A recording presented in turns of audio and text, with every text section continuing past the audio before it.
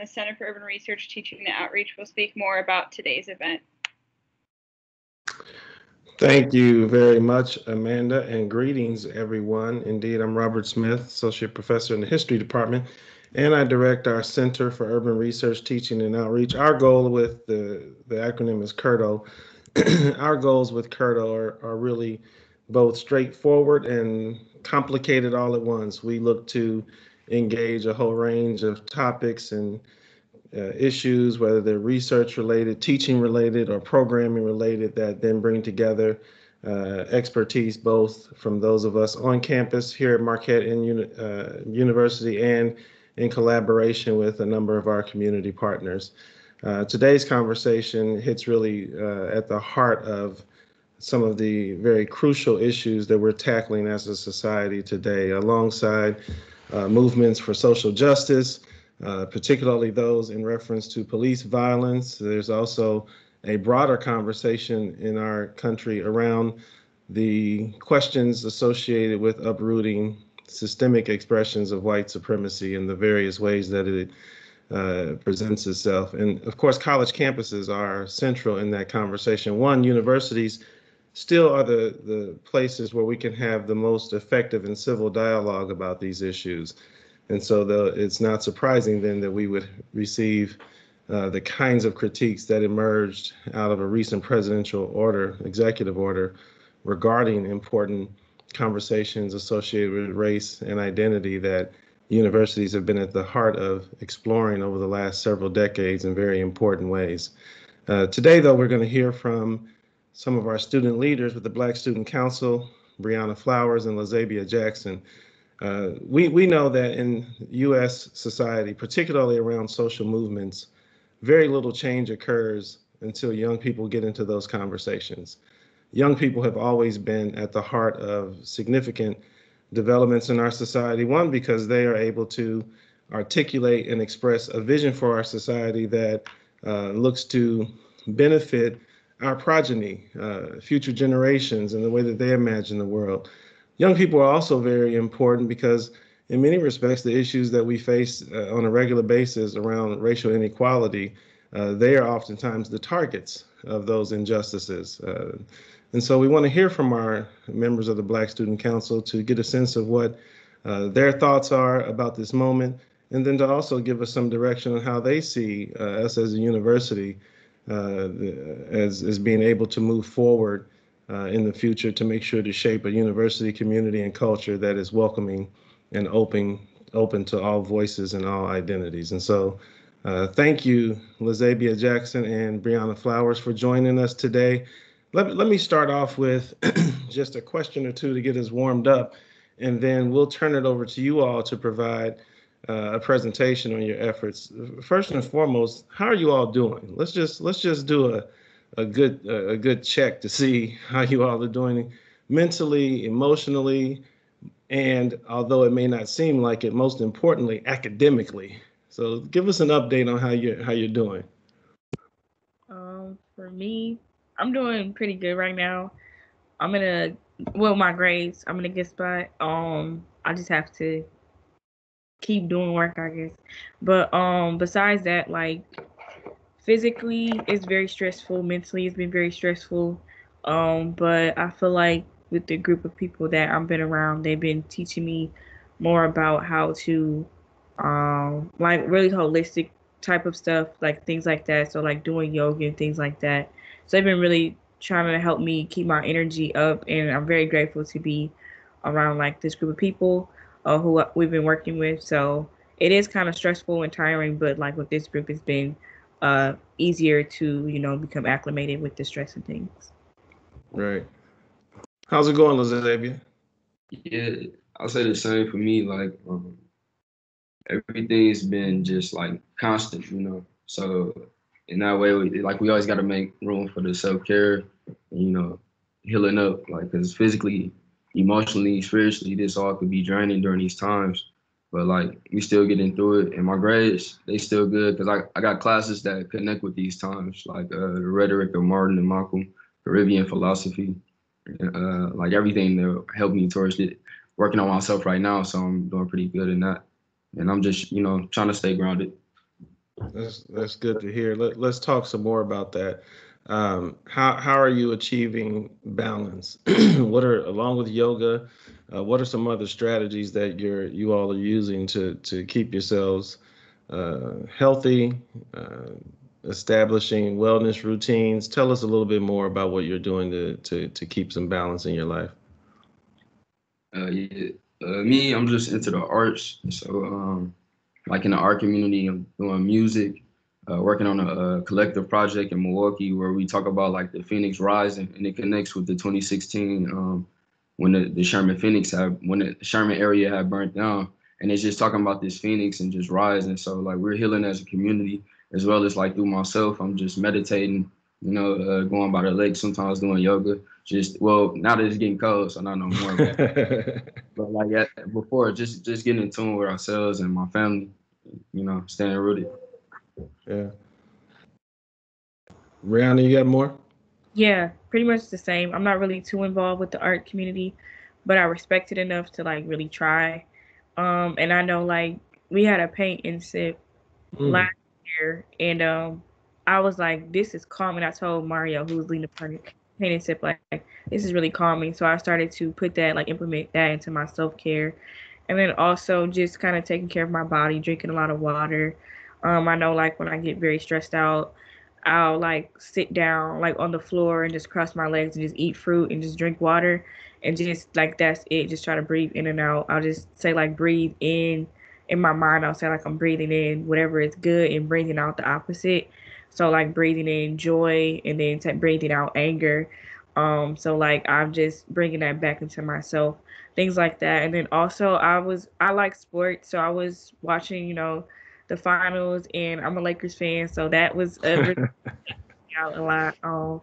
Seeing them win, but yeah, and then just um being more educated in the movement, like learning about the movement and learning that, the steps that we're doing is going to help. It's been something that kind of keeps me going, just understanding like the work that we're doing is going to help someone else. So, yeah. Thank you all very much. One more one more question, and then we'll turn it over to you all for your presentation. Obviously, police violence is not new in our society. In fact, what's oftentimes lost in Dr. King's iconic "I Have a Dream" speech, he mentions police violence several times. There's a long-standing history around police and policing being very aggressive, being very forceful, being an extension of systems of inequality, such that activists have for decades viewed the police as an occupying force in Black communities and Latinx communities. Uh, you all came of age as teenagers during the digital world. Many of us knew that these things were happening, but we didn't see it all the time. We heard about it. We might have experienced it in some ways, but the world of digital technology has exposed this to us in demonstrative ways and dramatic ways, in ways such that we really now see how prevalent police violence and brutality is. Can you all just give us a little bit of insight into what it has meant for you all as young people growing up, witnessing this kind of violence, in some cases firsthand here in Milwaukee? It's very close to us. It's very near to us, whether we're talking about Milwaukee or Kenosha, Wauwatosa. We see it all around us now. We see it played out over and over in our digital realm. Can you tell us a little bit about what it's like to have grown up as teenagers with the world we live in, with police violence being exposed in such dramatic ways? Uh, I, it was kind of weird. Like it was like the whole Black conscious could feel a death, So like it was like everyone in my family, everyone that looked like me, it was mourning during these times. Like our whole world stopped. Like it was like our whole world was shattered when Trayvon Martin occurred. Like and then you later go on to the police brutality, and like in our city it was just deaths. But the thing is, society, like I learned with police. I really figured out policing today now, because I learned that like Like, so the police are here to keep the social norm, and our society is an ill diseased nation. So we turn a blind eye to these things such as police brutality, and the police is there to keep the social norm. Like, in order for this police state to exist, we have to be blind eyed. We have to be blind eyed to the poverty and how the world has been split into two. Like, it's like the world is split into two, and it's love against evil, and then it's the settlers versus the people that's been forced here, you know. And then every time I see it as like they're treating us just like inner third world countries, like just how they treat the people in the Caribbean is just how they treat us here, because I feel like we're a suppressed Black nation that hasn't been announced, and it's just been tragic to see. Like, even this summer we had an incident where the children was being trafficked, and the police was called 17 times, and they just kept shunning this problem, this issue, and the people of the community had to get together to get these children. And the result of us like confronting that problem was more terrorism in the neighborhood. So Yeah. you see the extent of the evils. That's what I just said. Yeah. Like, we've been educating ourselves a lot and just understanding, like, we are, like the Black Panthers say, like, we're an internal colony, you know, and controlled by external forces. So, like, we understand that as people. Now I feel like there's been an awakening sort of within our generation, um, to the point, like, the way that we view the world is radical in a sense, within, like, the people I talk to, like, the way we reimagine life, as liberated Black people is something that it's very hard to kind of envision at times, because all you see is Black death, all you see is Black pain, you never really see Black joy represented in the media, things like that. So just talking with, like, my friend group now, and the way that they visualize and conceptualize, you know, life is much different than I would say from eras before, because even though, like, we try to be as we try to be historians in the movement and kind of understanding, like, where the Black Panther stood, kind of understanding, like, where the civil rights movement, just freedom fighters stood back in the day in terms of, you know, Black life in America. We were always separate, and you just kind of, like, you see that it hasn't changed that much, and I think that's one thing that we kind of gotten away from as people, is, like, always wanting more. Like, we need to want more, especially from just America in general, but from the world as a global liberated people, as global liberation for Black people, we have to want more from the world because of what we put in general. And I think, like, we got away from it at some point. I was telling one of my friends, Booze, like, it got to a point where Black people had achieved success in terms of, you know, the Civil Rights Act, and then we stopped. And then, like, you know, pain started coming back, and, you know, poverty kept occurring, and it wasn't really like we were getting away from the things that changed. Like, it wasn't like any change happened. Now looking at it, we're probably in a worse state than we were 40, 50 years ago in regards to, like, economic things, like the economy, education wise, all that stuff, because we've gotten away from wanting more. And, like, seeing it now, like, globally, even like seeing the children in the Congo mining for cobalt for our phones and things like that, and seeing them dying, and seeing, like, all this stuff happen. And even now, like, me just realizing what's going on in Nigeria, like, it's a global movement that we can all see. And I think, like, there's a chance for our generation to be, like, really, really enlightened on the world, and we have to really take advantage of that. But at the same time, it is very painful to always see your people at the bottom of the barrel. It's very painful to see your people always hurt, always being the one who has to, you know, scream out for help and scream out for, like, hey, you know, we're being abused, we're being killed, we're being trafficked, we're being, you know, just put in positions of detriment. So I think, like, on that aspect, it is very, very, very hard to live in that moment. We're living in history right now. Um, to live in that, but I think it also presents an opportunity for us to learn more and become more educated and become, you know, people who want to enact change. So it's kind of like, it's very, I don't know, it's kind of like a seesaw thing. Like, you know, you understand that there's despair, but you know that you have to create change for that despair to leave. So you have to become more educated. So I think that's been like where it is for my generation in specific. Well, me personally in specific, I should say. Well, thank you all very much, not only for sharing your thoughts today, but certainly with your willingness to push our university and to push our society into a place that really today some of us can't even imagine. And young people have always been at the heart of pushing our society to places where we can't in the moment see that we can get to. So thank you all very much. We'll turn it over to you all now and allow you some time to talk through your presentation and what you have to provide. And you have a question that you'd like to, your hand is raised. You'd like to pose a question as they get started with their presentation?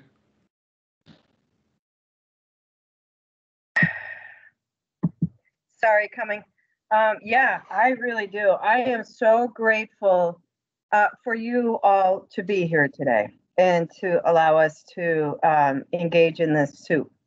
So I'm also really grateful to hear about your work in health and in balancing yourselves and your ideas of stress and overwhelming. And I'm curious as to with your recent success with getting some of the your demands agreed upon, and you have worked very hard for communicating your needs to the university. How are you feeling the university is supporting and giving, adding to your health and adding to your joy? Or do you feel anything else as if, you know, maybe everyone's knocking on your door now, or people are jumping on this bandwagon, but it doesn't feel genuine? I don't know. I don't want to put answers in your mouth, but I'm wondering how you're doing with the university as we are standing these days. And after you all answer that, feel free to go right into your presentation, and then we'll take some questions right after. Yeah. To be honest, I know some people have been there from the beginning. Like, I was just gonna send a message to Miss Kathy, but like she's been there from the beginning. I know like the work. She's been there for us. Like I know Dr. Smith has been there for us, Ben has been there for us, Tiffany, things like that. But there are certain people or certain, and Miss Jackie too, Miss Jacqueline Black as well. But like certain groups are kind of like, oh, we want to meet with the Black Student Council, and it becomes like very overwhelming for us at times. Like as you can see, it's just me and Scott. When the beginning it started, it was probably like 7 of us that would have been here, but Yeah. like, it's becoming very stressful. And it's just like we kind of keep going over like the same thing, and it's not really like anyone's offering help at the end, which is one thing that I'm kind of upset about. In the past, since we really started after the summer, coming off the summer, where someone has offered help or offered guidance even, or offered anything to say like, hey, what do you need from us, in a part of the presentation they asked us to be on. So that's been kind of stressful, but there are some good things that are coming out of it, like with the groups we've been working with in the past. MUSG for sure, they've been good with us since we took office, me and Scotty. But like some groups, it is kind of just like jumping on the bandwagon thing. But you know, it comes with it, I guess, and we're just gonna try to keep the momentum going as much as possible until we get everything we need. But yeah, that is one of the things that we have been seeing. So it is add a little stress, but you know, I understand that people do want to help at sometimes, but it does become like overwhelming, especially as students, workers, and just people with families and things like that. So yeah. Yeah. Thank you. Thanks for your honesty on that. I would say, like, it's a lot of work, but I feel like last year it probably would have did worse. Like it could have like wore us out, you know, because it was our first year, we wasn't ready. But this year, the whole first year was about building this foundation so that they can't crack it. And like now, it's like yeah, underneath every different group working in Marquette, as well as like on top of that, we just want to make sure our vision isn't distorted. Like it's like we have to make sure that the vision is always right, and no one is using it to fulfill a certain need. that doesn't contribute to Black students. So I just see us as generals in this educational warfare, and right now we're just doing our part to make sure we can win this. You know? Yeah. Thank you. Thank you. Thank you. I'm gonna start the presentation. It's a PowerPoint that I'll share to everyone. I believe you guys can see it now.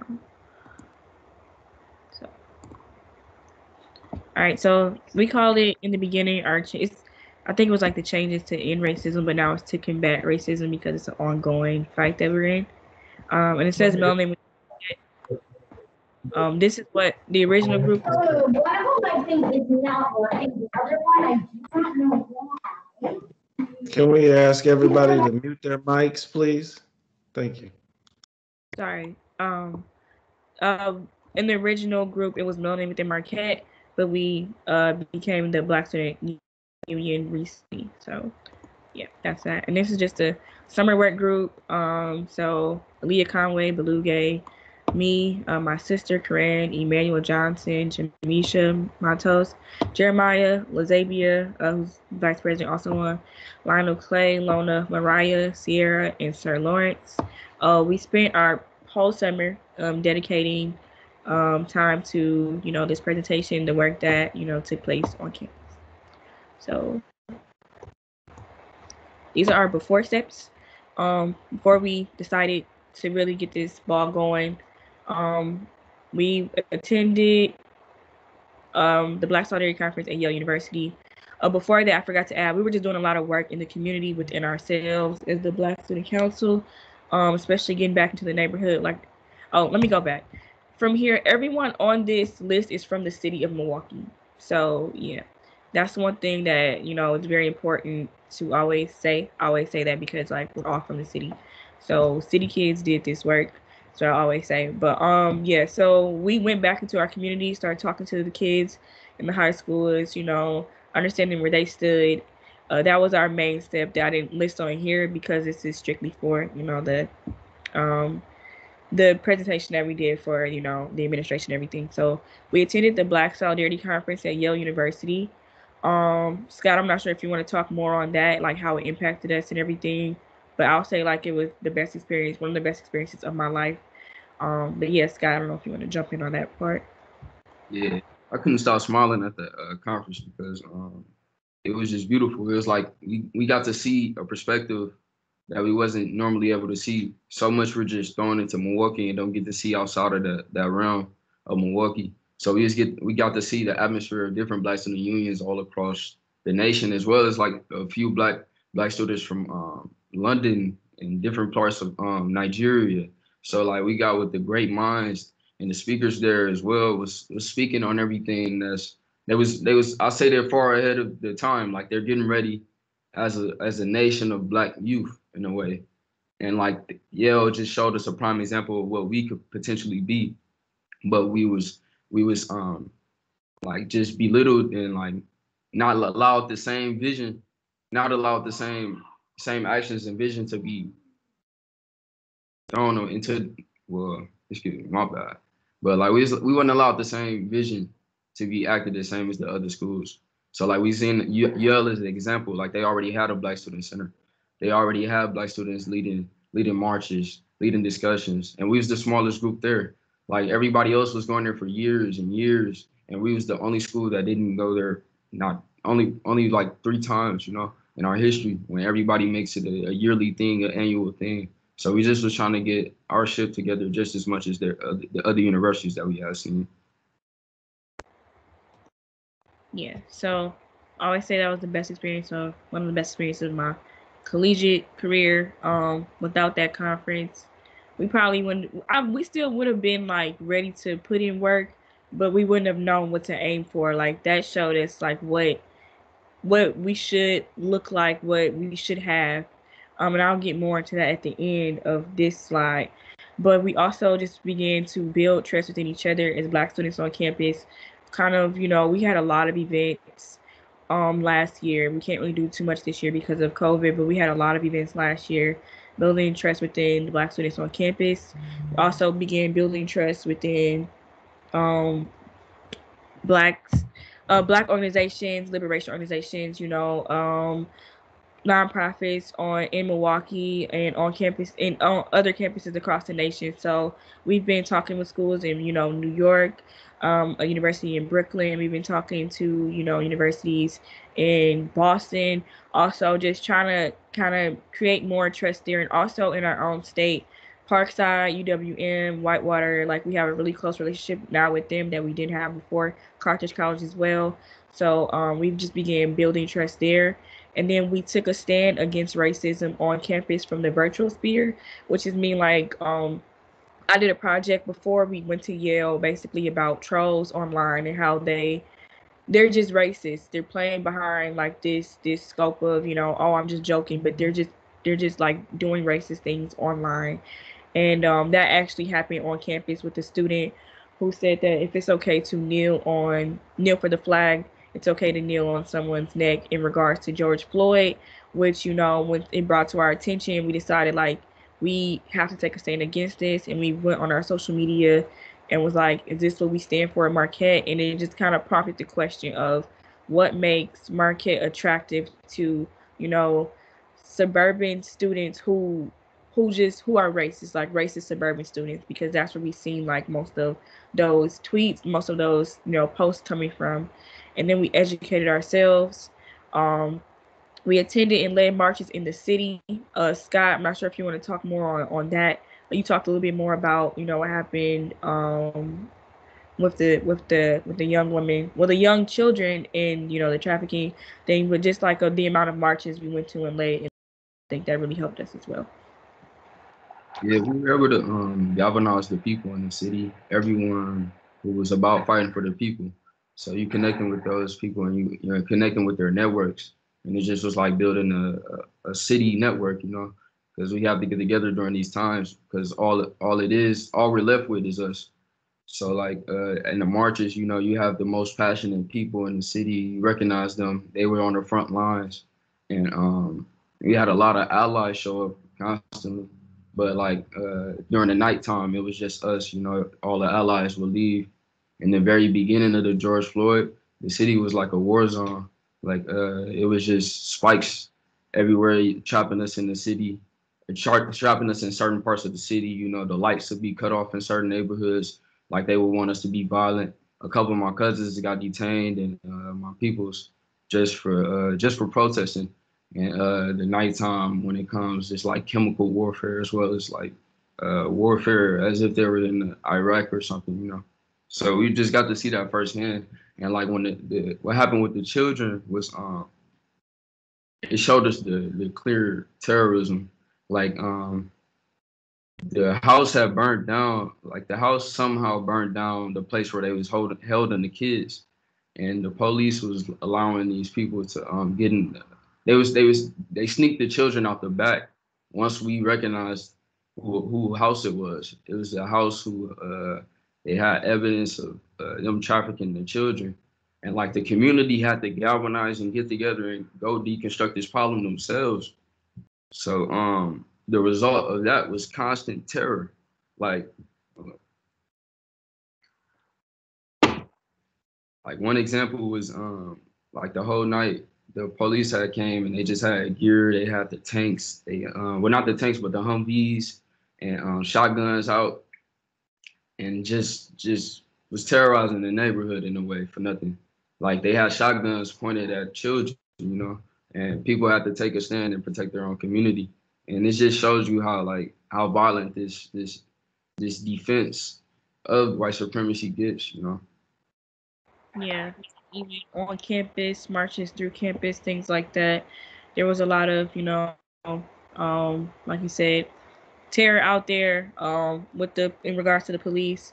And even like at our march, or not our march, but the chalk event, like we actively were like not standing for it. We had our petition ready to create a Black student scholarship, and that came off, I believe, I'm not sure, I'm sorry, I forgot which college it was, but the first college to enact the George Floyd scholarship. And we was like, we need one of those too. So that actually was one of the things that helped us and creating our list for change.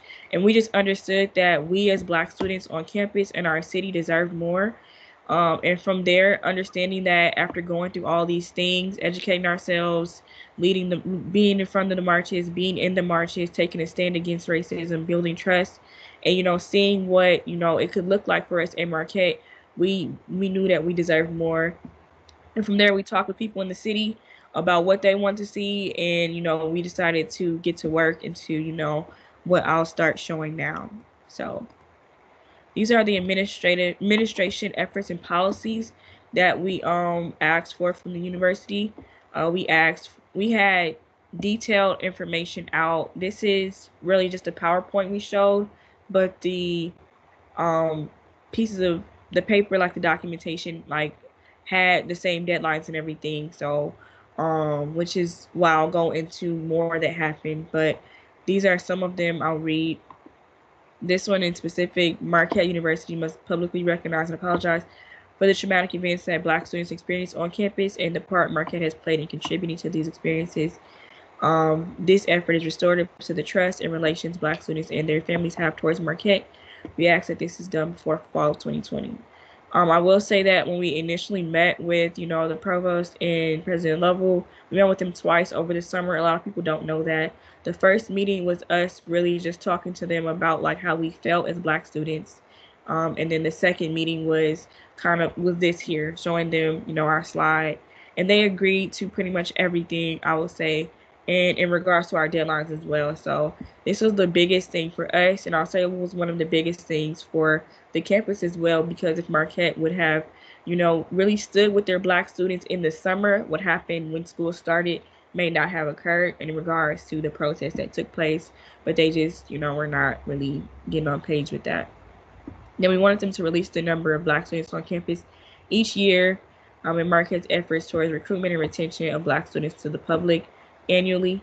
Outline of no tolerance of the hate speech in Marquette's handbook. We're working on that now with them. And then, Black student representatives on the curriculum board and board of trustees to be made aware of and have the ability to voice concerns and opinions, etc., about decisions surrounding diversity and inclusion by spring of 2020. And then Scott, you can go into this one if you want.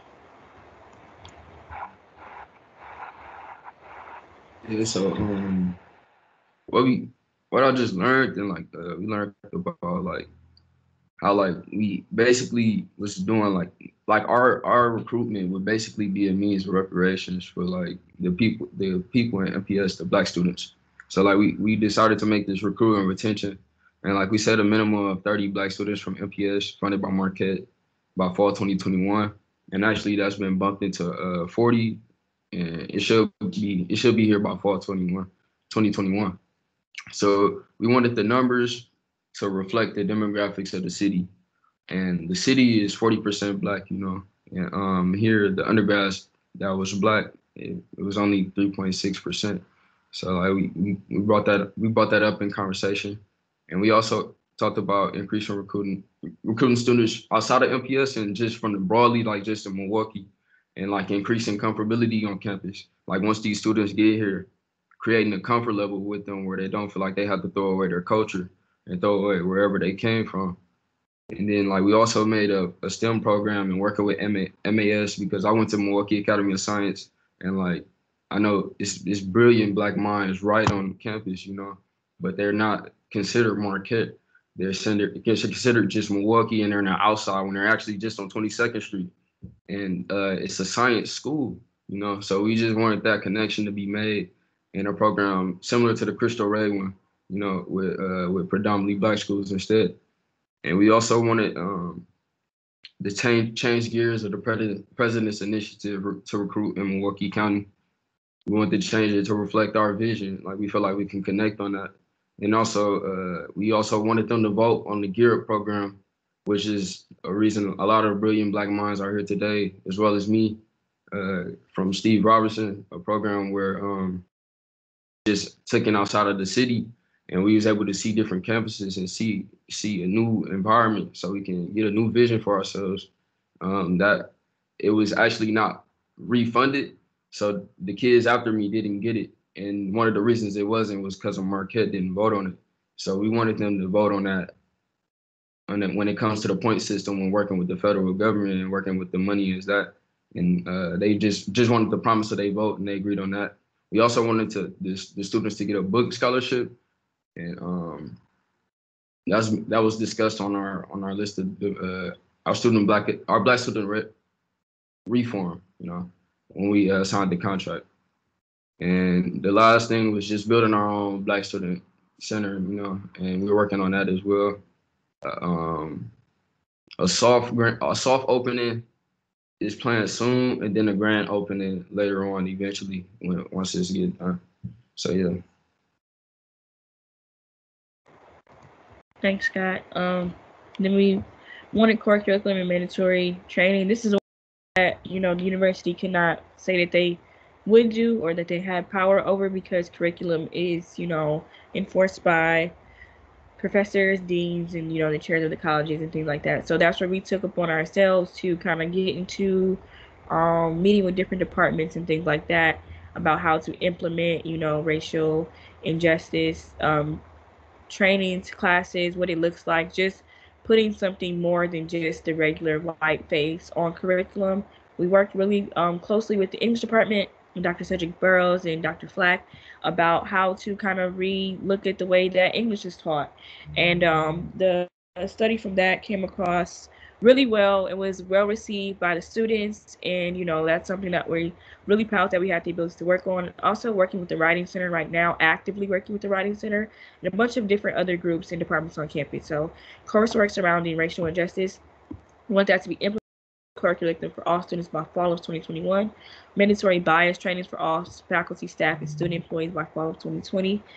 And every Marquette employee, specifically advisors, counselors, etc., must know how to work respectfully and efficiently with Black students, which is something that we don't really see a lot of.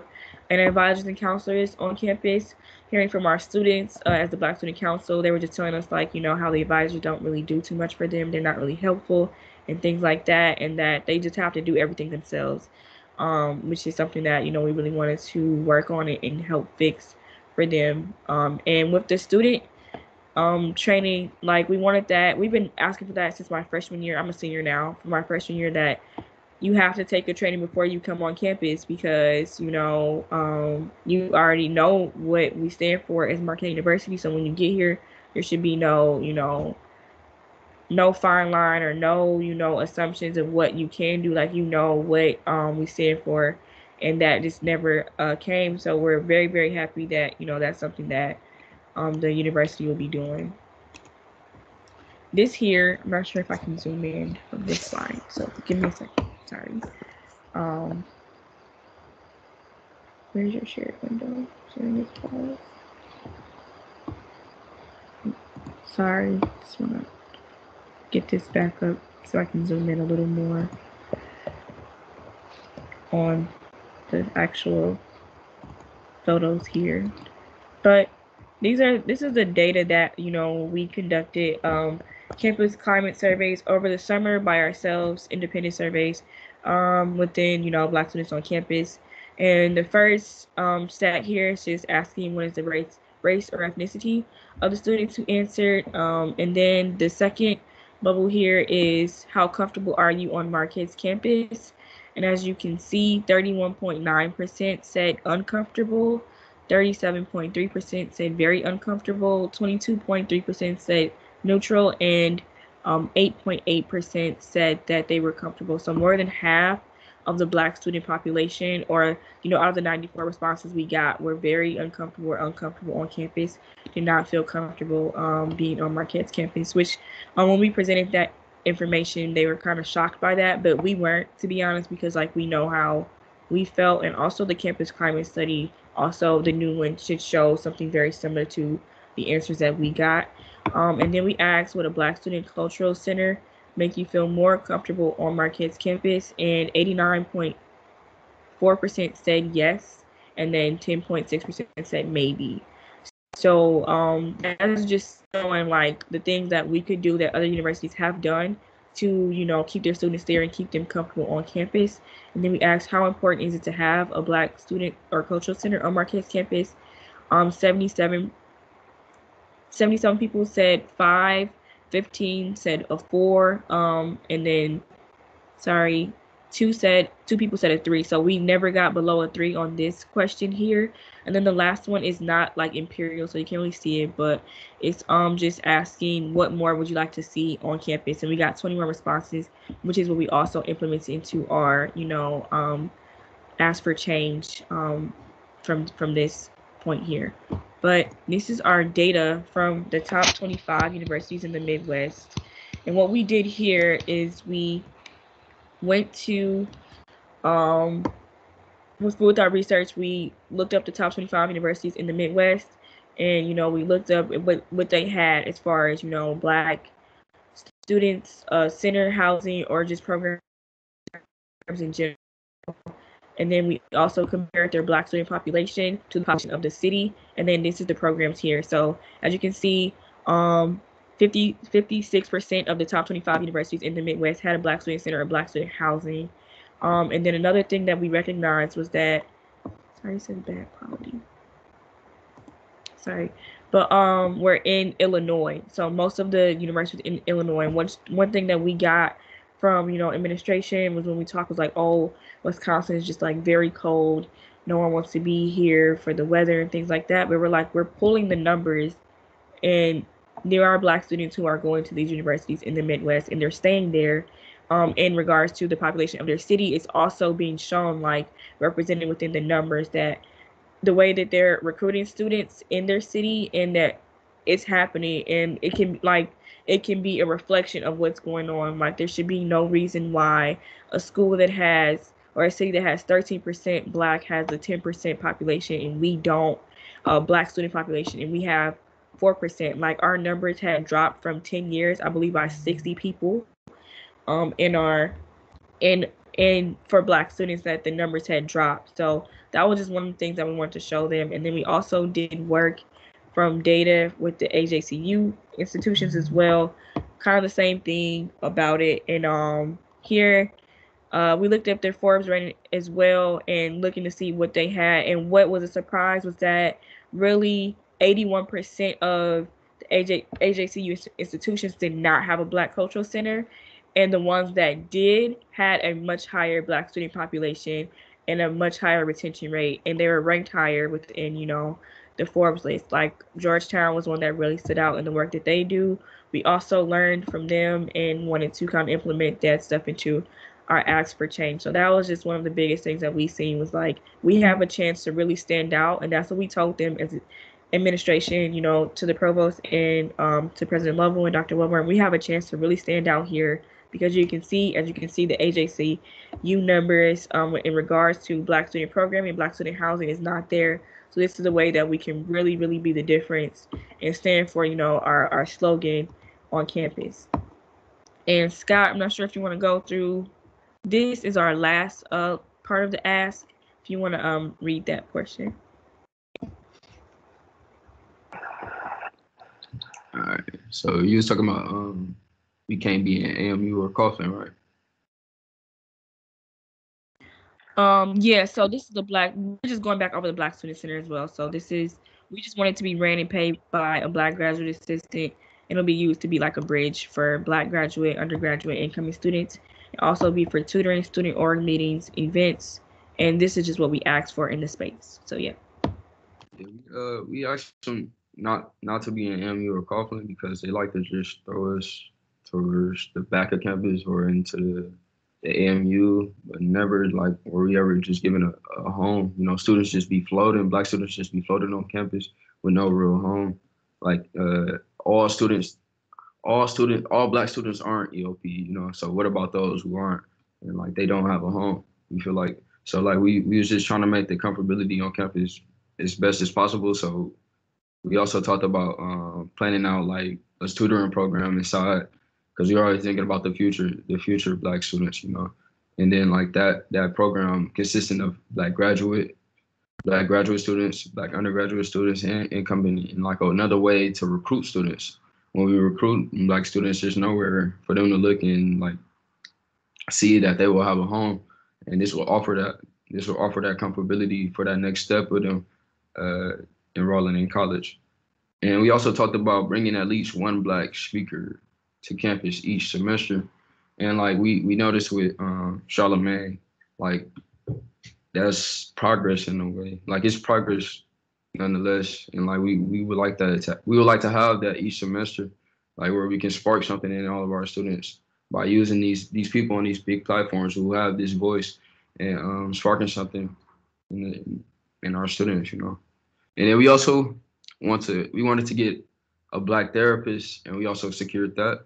And we also wanted the relationship between Milwaukee and Marquette, and bridging a gap, bridging the space in between the Marquette white bubble, like this white bubble, and then our Milwaukee community. So we talked about serving as an anchor institution by investing and partnering with Black communities, developing and strengthening partnerships with community-based organizations, Black leaders, social and economic justice organizations by fall 2020. Marquette likes to make a lot of different programs where they don't have to work with the people that's already rooted in it's like the grassroots, you know, that's already in the community. So we also talked about racial justice and equity audits, like ensuring that local businesses aren't treating our Black Milwaukeeans with terror. Like it was a situation on campus where we almost had a I can't breathe situation, and well, he said I can't breathe, and the man had to be sent to the hospital. So like we don't want that terrorism between the Milwaukee community and the Marquette bubble. And we also talked about investing in bringing at least one Black-owned business to campus by fall 2021 for the students, you know, and that's another way to engage between Milwaukee and the Marquette bubble.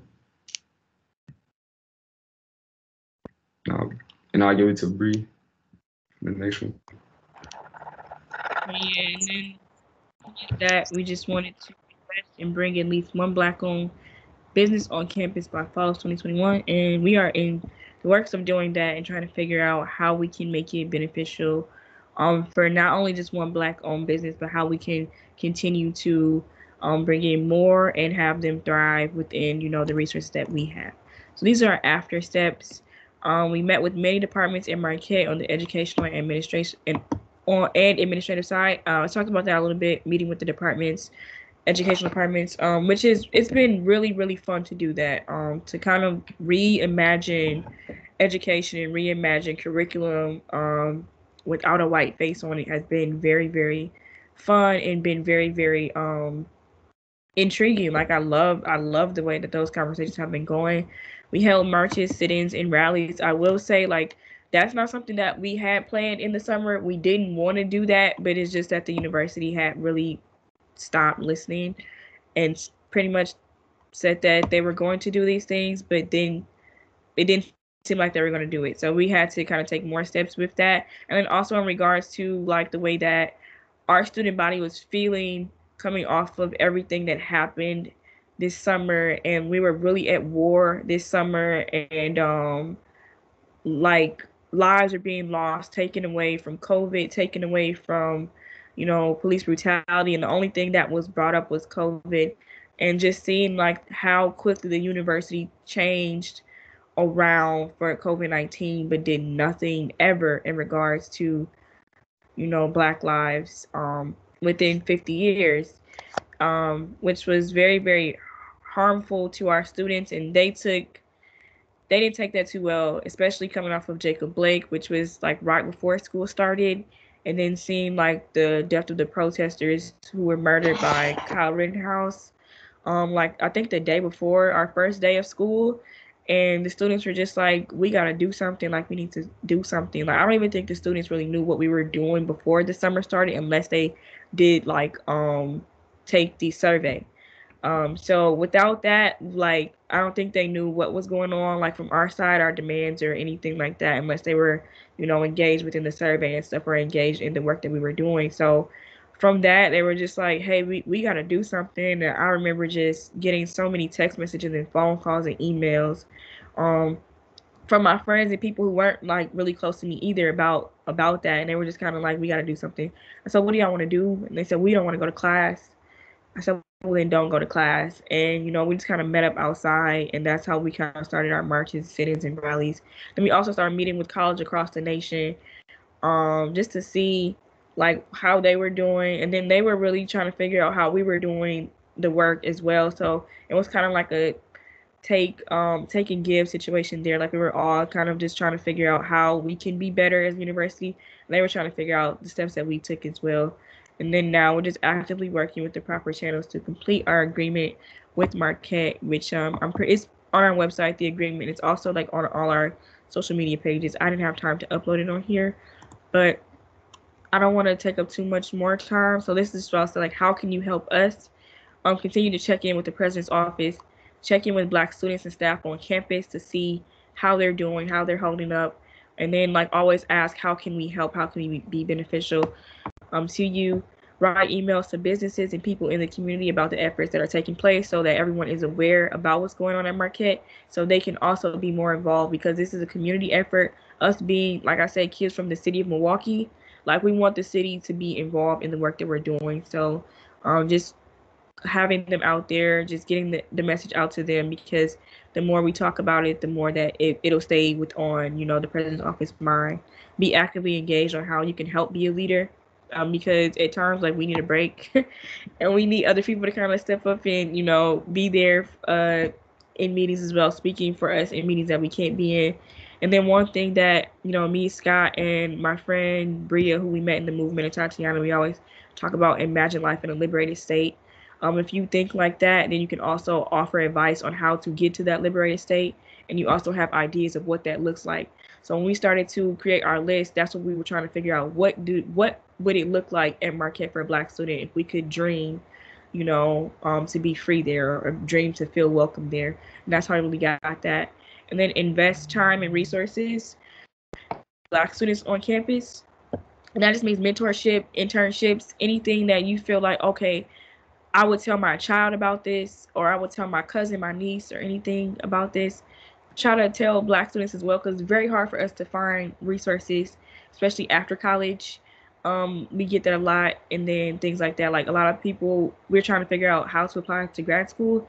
That's something that we're going to do really soon, working with one of the seniors who graduated last year. Sorry, well, she's not a senior anymore. She graduated last year, about what that looks like, and then understand that we are stronger together. So just being a voice for us as well. And then I have this on here. This is for another presentation, but I'll say it here as well. Our top 3 fundraising items are the Black Cultural Center, the Book Scholarship, and the Black-owned business. So if you guys are looking for ways to donate, or what should you donate to the most, those are the big 3 there. And then I'll stop this share and return back to the regular teams.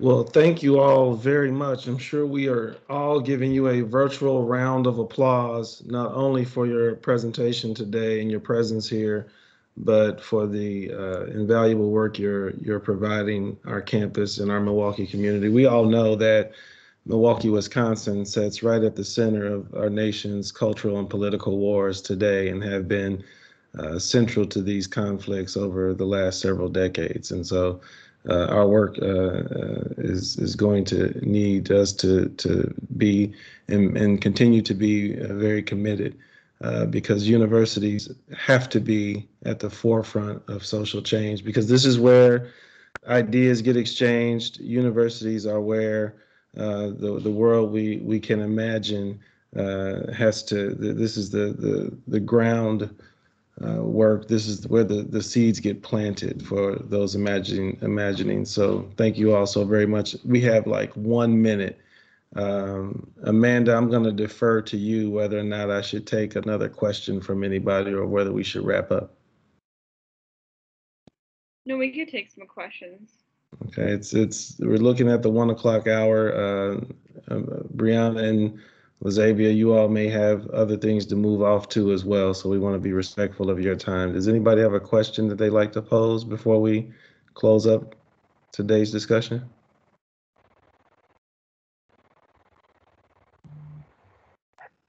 Great. Well, I'll tell you what, why don't we wrap up, and then if there's any continuing conversations, we can do so as time allows after the 1 o'clock hour. It's 1 o'clock now. Thank you all very, very much for joining us with Soup with Substance. Amanda, you want to offer any updates on upcoming soups? Yes, we have a soup with substance next Wednesday, October 21st. We don't have the topic planned yet, but just check for the weekly email for that topic. But yeah, so passing it back to you. All right. Well, thank you all very much for joining us today. That concludes our discussion. We'll hang around for just a little bit to see if there's any other conversations that might emerge. But Breanna, Jamal, Breanna and Lazabia, thank you so very much. We appreciate it. I'm used to saying Jamal, Lazabia, you know Jamal. So we thank you all very, very much. Thank you.